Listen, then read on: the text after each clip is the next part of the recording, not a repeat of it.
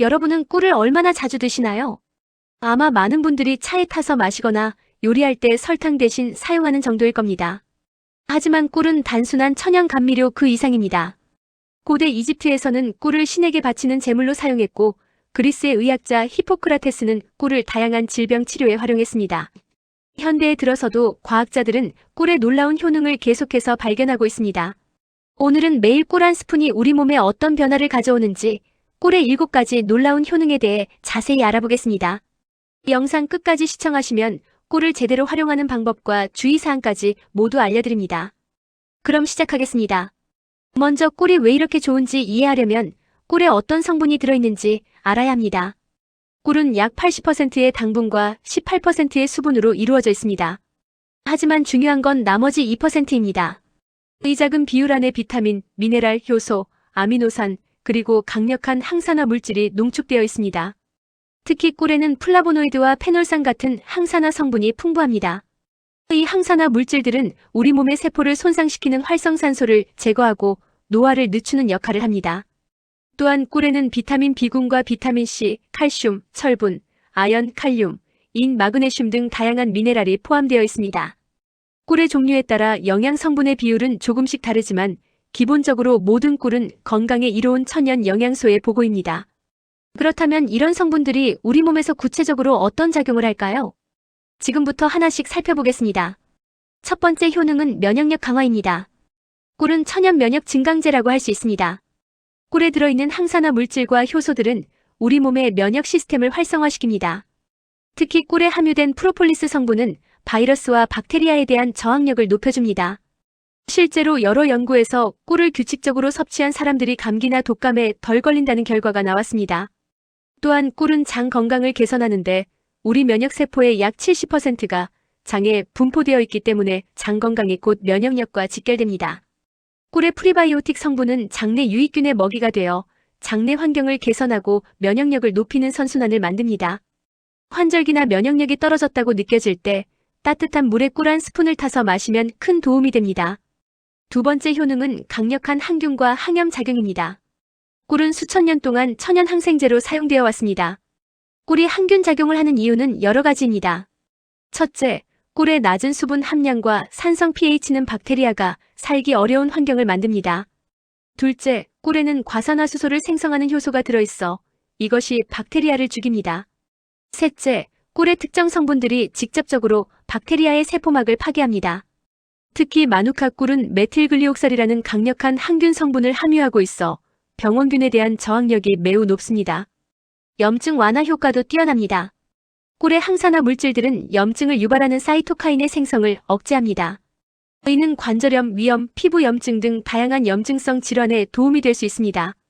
목이 아프거나 염증이 있을 때 꿀을 먹으면 좋아지는 이유가 바로 이 때문입니다. 세 번째 효능은 소화 건강 개선입니다. 꿀은 소화 시스템 전체에 긍정적인 영향을 미칩니다. 먼저 꿀은 위산을 중화시켜 속쓰림과 위염을 완화시킵니다. 또한 꿀은 위점막을 보호하는 점액의 생성을 촉진합니다. 위궤양이나 위염으로 고생하시는 분들에게 꿀이 도움이 되는 이유입니다. 꿀은 또한 프리바이오틱으로 작용하여 장내 유익균의 성장을 돕습니다. 특히 꿀에 들어있는 올리고당은 비피더스균과 유산균의 먹이가 됩니다. 이는 장내 미생물 균형을 개선하고 변비나 설사 같은 소화 문제를 해결하는 데 도움을 줍니다. 실제로 한 연구에서는 과민성 대장 증후군 환자들이 꿀을 섭취한 후 증상이 개선되었다는 결과가 나오기도 했습니다. 소화가 잘 안 되거나 속이 불편할 때 식사 30분 전에 꿀물을 한 잔 마시면 좋습니다. 네 번째 효능은 기침 완화와 목 건강입니다.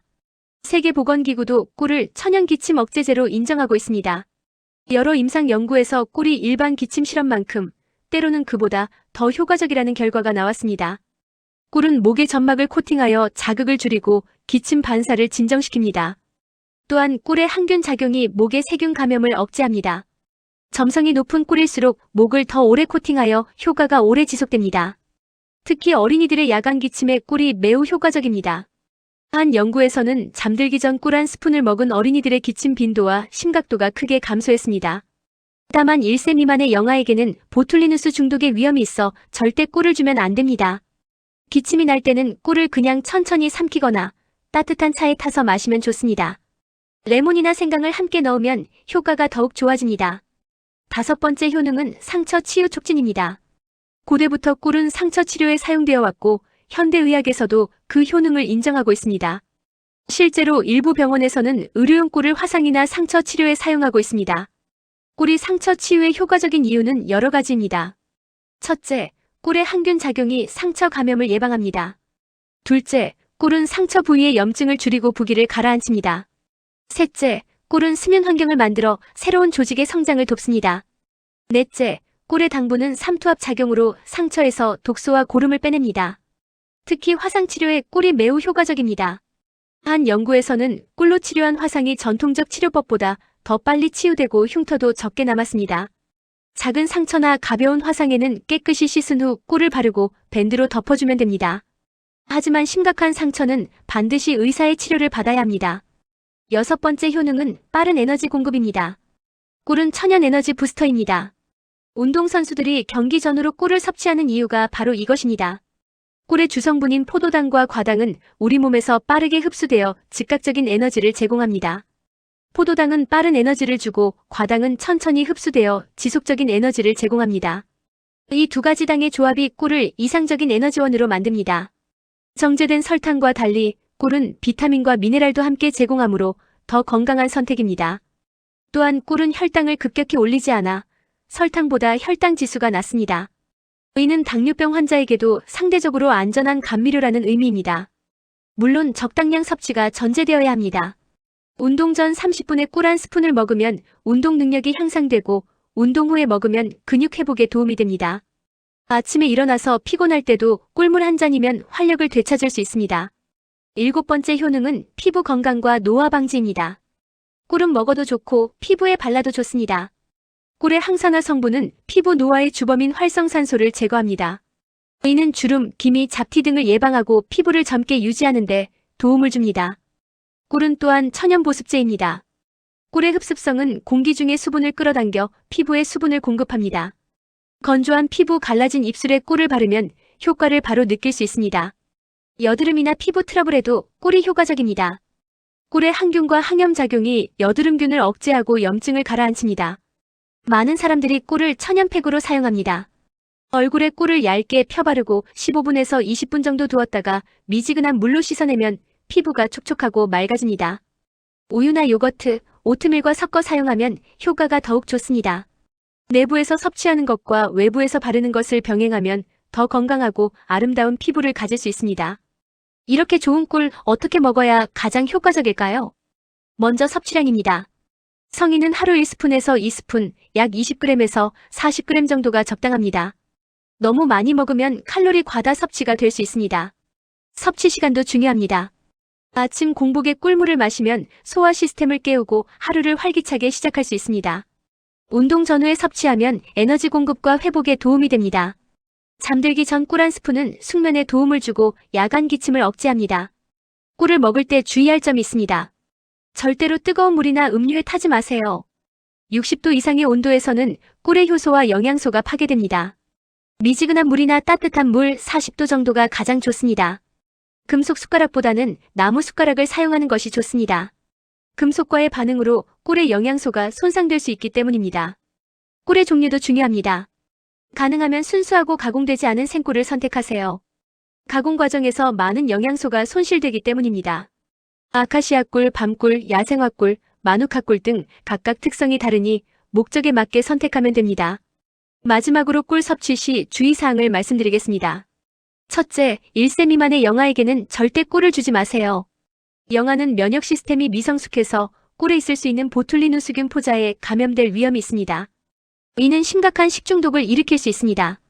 둘째, 당뇨병 환자는 주의가 필요합니다. 꿀도 당분이므로 혈당에 영향을 줍니다. 설탕보다는 낫지만 의사와 상담 후 적절한 양을 섭취해야 합니다. 셋째, 꿀 알레르기가 있는 분들이 있습니다. 꿀이나 벌 관련 제품에 알레르기 반응을 보인 적이 있다면 주의하세요. 처음 먹을 때는 소량으로 시작해서 반응을 살펴보는 것이 좋습니다. 넷째, 체중 관리 중이라면 섭취량을 조절해야 합니다.